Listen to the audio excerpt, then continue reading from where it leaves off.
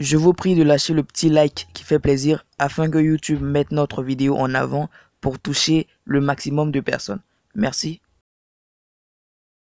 Salut à tous, on se retrouve aujourd'hui pour une nouvelle rubrique où je vais passer en revue toutes les grosses actualités du web ivoirien. Voilà, restez jusqu'à la fin car c'est à la fin que je parlerai du probable album que va commercialiser Universal au nom d'Arafat. Alors, une réédition de l'album Renaissance, c'est ce qu'ils ont dit dans leur communiqué sur Instagram. Avant qu'on parle de ça, on va d'abord passer en revue toutes les grosses actualités.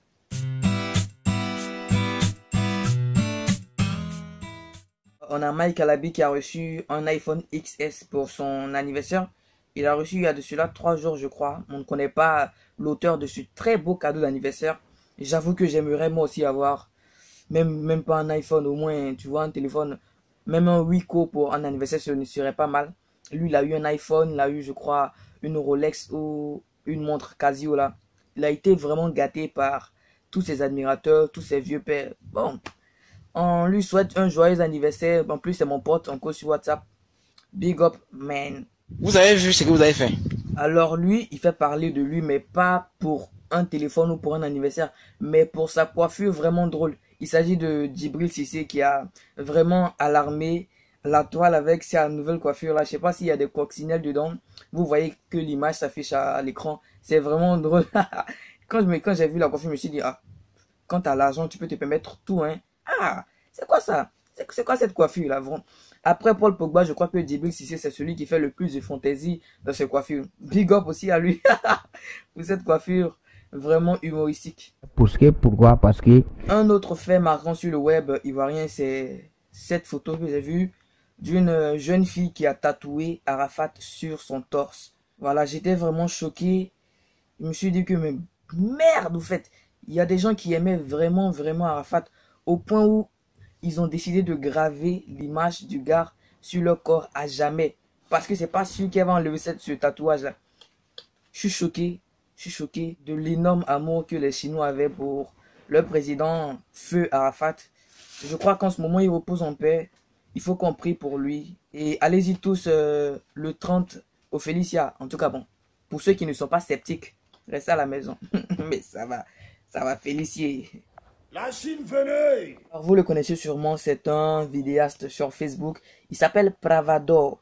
Pravador, moi, quand je regarde ses vidéos, je tape des barres, parce que je pleure de rire à chaque fois. Je l'ai découvert avec la canne là, il se moquait tout le temps des Guinéens. Et Pravador a récemment fait parler de lui parce que il s'est plaint du fait que Vanessa Cassiero, une coach en développement de couple, je sais pas quoi, un truc d'amour, lover des filles, hein, il s'est plaint parce qu'elle lui a fait un mogopan. Bon, les Ivoiriens savent de quoi je parle. J'ai pas envie de le dire en bon français, sinon la monétisation ne sera pas en ma faveur. Voilà. Il dit que les deux sortaient ensemble et elle lui envoie un message parce qu'elle est en Belgique maintenant là. Elle lui envoie un message pour lui dire que c'était juste un coup d'un soir, tout ça, blablabla. Il dit que c'était plus que ça, que c'était vraiment une relation passionnelle. Il comptait même faire des projets, tout ça. Et elle vient lui annoncer que non, c'était juste un dabapan, voilà. En tout cas, les Ivoiriens qui connaissent ce qu'on appelle Mogobana, dites-le en commentaire pour aider les autres abonnés qui ne connaissent pas cette expression à mieux comprendre ce dont je parle. Voilà. Voilà un truc encore insolite. Il y a tout sur le web, il y a tout. Et Côte d'Ivoire. Oh, on n'a pas encore fini de tout voir. Ah! Arafat! Vous le connaissez sûrement ou pas. Bon, il s'appelle Titi Kone. C'est un freestyler. Il va dans des communes pour aller jouer dans les matchs, on invite tout ça parce qu'il sait dribbler très mal. Vous voyez, il y a des gens quand ils te dribblent là, tu as envie de pleurer. Titi Kone fait partie de ce genre de personnes. Et lui, il a inventé une nouvelle manière de marquer. La vidéo m'a tellement fait rire. C'est parti, regardez.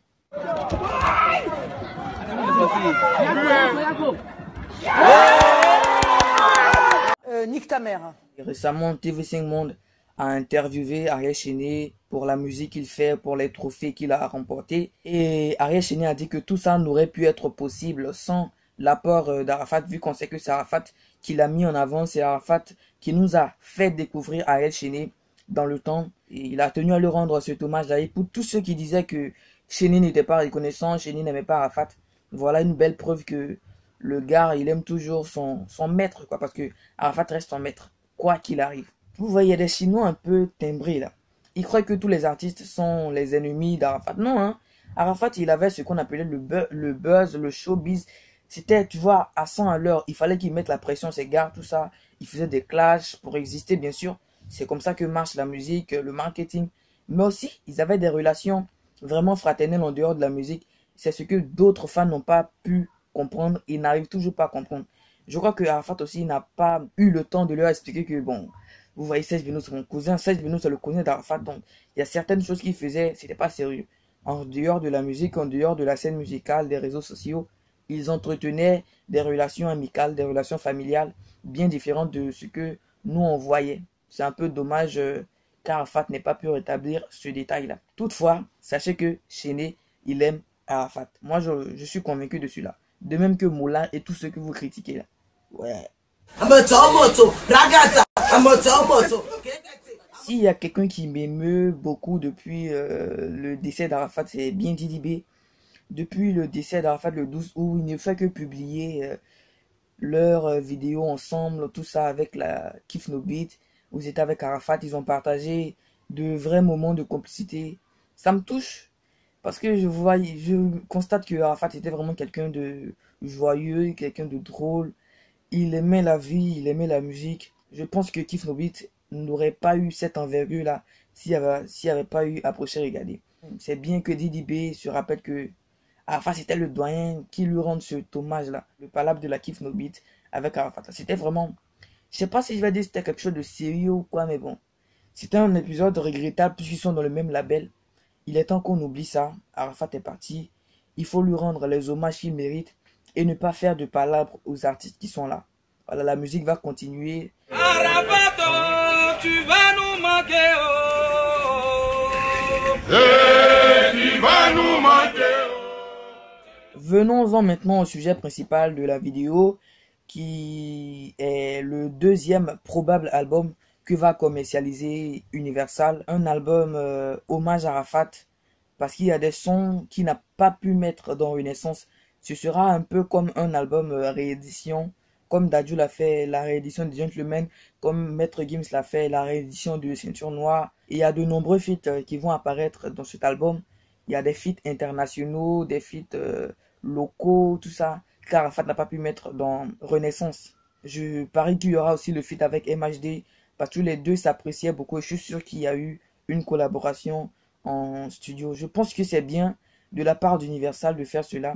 Ils se veulent comme des garants de la rentabilité de l'artiste après sa mort, c'est-à-dire toutes ces œuvres qu'il a déclarées. Universal va se charger de récolter l'argent pour lui au même rang ou presque comme le Burida pour essayer de mettre la famille d'Arafat dans les bonnes conditions. Je trouve que c'est bien, c'est bien. Il y a certaines personnes qui ont mal pris le fait que Universal veut avoir ou commercialiser un album au nom d'Arafat. Ils croient que Universal se fait de l'argent avec Arafat. Il y a toujours des gens un peu timbrés qui n'arrivent pas à discerner les choses. On va encore écouter pour une dernière fois des œuvres inédites d'Arafat, mais il sera toujours là à travers sa musique parce qu'un artiste ne meurt jamais, surtout une légende.